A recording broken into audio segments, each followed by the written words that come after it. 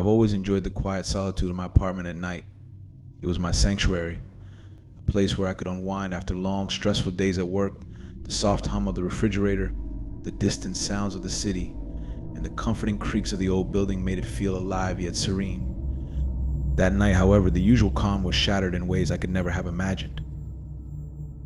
It began with a power outage. I had just settled on the couch, a steaming mug of tea in hand, ready to dive into the latest horror novel on my Kindle. Without warning, everything went dark. The familiar hum of the refrigerator stopped, and the city sound seemed to fade into an oppressive silence. I sighed, placing my mug on the coffee table and fumbling for my phone to use its flashlight. The sudden darkness felt thick, almost tangible, wrapping around me like a suffocating blanket. The beam of light from my phone barely pierced the inky blackness as I made my way to the window.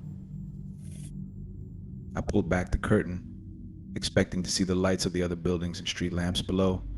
Instead, the entire block was cloaked in darkness, a complete blackout. A sense of unease began to creep into my mind, but I shook it off.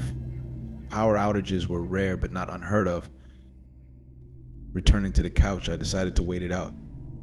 The battery on my phone was low, so I turned off the flashlight to conserve power.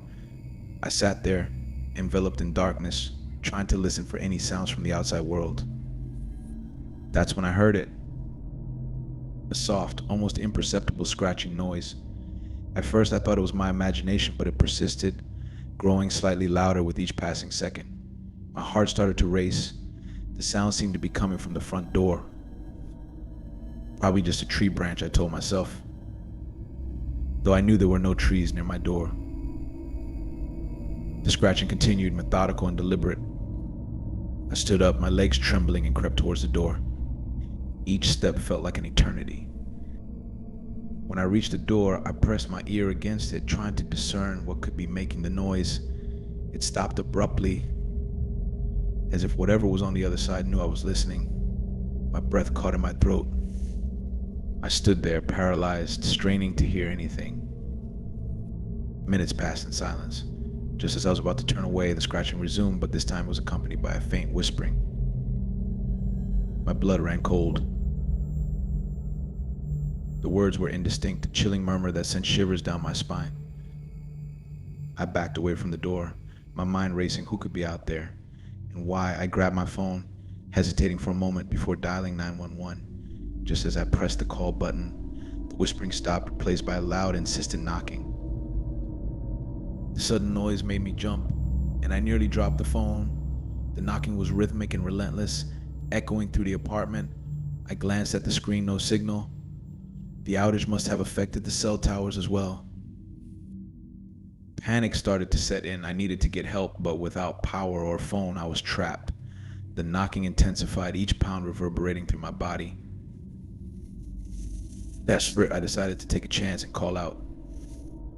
"Who's there?" My voice sounded small and frightened. The knocking stopped. Silence. "Answer me," I shouted, my voice breaking. For a moment there was nothing. Then, a voice, cold and hollow, whispered from the other side of the door. "Let me in." I stumbled back, my heart hammering in my chest. This had to be some kind of sick joke. I fumbled for a weapon, grabbing a heavy candlestick from the mantelpiece. The voice continued, growing more insistent. "Let me in. It's so cold out here." Fear and confusion gripped me. I didn't recognize the voice. It wasn't any of my neighbors, and it certainly wasn't anyone I knew. I moved to the window again, hoping to signal for help, but the street below was deserted. Not a single light or person in sight. The voice grew louder, more demanding. "Let me in. Please, I'm freezing." "No," I screamed, backing into a corner. "Go away." The door rattled violently, as if something was trying to break it down. The entire apartment seemed to shake. I crouched in the corner, clutching the candlestick, tears streaming down my face. The voice became a cacophony of pleas and threats, a symphony of terror that seemed to surround me. Just when I thought I couldn't take it anymore, there was a deafening crash. The door flew open. and a gust of freezing air blasted into the room, extinguishing my last bit of courage. I shut my eyes tight, bracing for the worst. Silence. I opened my eyes. The room was still and empty. The door hung ajar, swaying slightly in the breeze. Tentatively, I approached, peering into the hallway. It was empty. No sign of anyone or anything. My breath came in ragged gasps as I stepped out into the hall, looking in both directions. Nothing.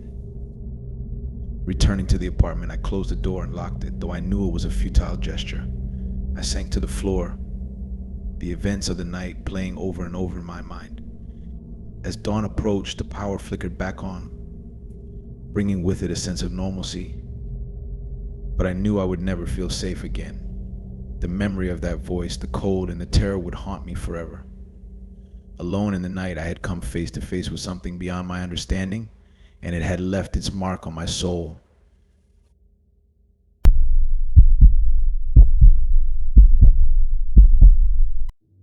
It started around 10 p.m. I was curled up on my couch, engrossed in a mystery novel. Outside, the wind howled and rain tapped against the windows. The storm was nothing unusual, but there was an unsettling feeling in the air. I tried to shake it off as my imagination, a side effect of the thrilling plot I was reading. A loud crash interrupted my focus. It came from the kitchen. My heart skipped a beat as I strained to listen. The wind rattled the windows, but beneath it, I heard a soft scraping sound. Slowly, I set my book aside and got up, grabbing my phone for light. The kitchen was dark, and the only sound was the ticking of the clock on the wall. I cautiously stepped in, my phone's flashlight illuminating the room. Nothing seemed out of place. I let out a sigh of relief, convinced it was just the storm playing tricks on me. Then I saw it, a set of muddy footprints leading from the back door to the center of the kitchen. My heart pounded in my chest. Someone had been in my home. The door was locked now, but the prints were fresh. I swallowed hard, backing out of the kitchen and dialing 911. My hands trembled as I waited for the call to connect. Just as I heard the operator's voice, the line went dead. I stared at my phone in disbelief, no signal. The storm must have knocked out the cell towers. I had to find another way to call for help. The landline in my bedroom. I dashed down the hallway, my footsteps echoing through the silent apartment. As I reached the door, I heard it again. A soft scraping sound, this time from the living room. I froze, my mind racing. Someone was still here. Summoning my courage, I crept back towards the living room, keeping to the shadows. The scraping grew louder and more deliberate. My heart raced as I peered around the corner. There, in the middle of the room, was a man. His back was to me, but he was unmistakably there, hunched over and scratching something into the floor with a knife. Panic surged through me. I had to get out, but I couldn't leave through the front door. It was too close to him.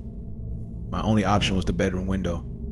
I turned and ran, praying he wouldn't hear me. I reached the bedroom, slamming the door behind me and locking it. My hands shook as I fumbled with the window latch. Behind me, the doorknob rattled. He was trying to get in. I yanked the window open, the rain pelting my face as I climbed out onto the fire escape. I didn't dare look back.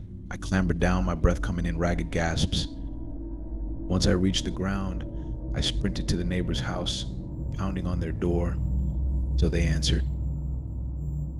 Mrs. Thompson, an elderly woman with kind eyes, opened the door. Her face turned pale as I explained what had happened. She quickly ushered me inside and called the police. They arrived within minutes, but by the time they searched my apartment, the man was gone. All they found were the muddy footprints and deep scratches in the living room floor, forming a single word: watching.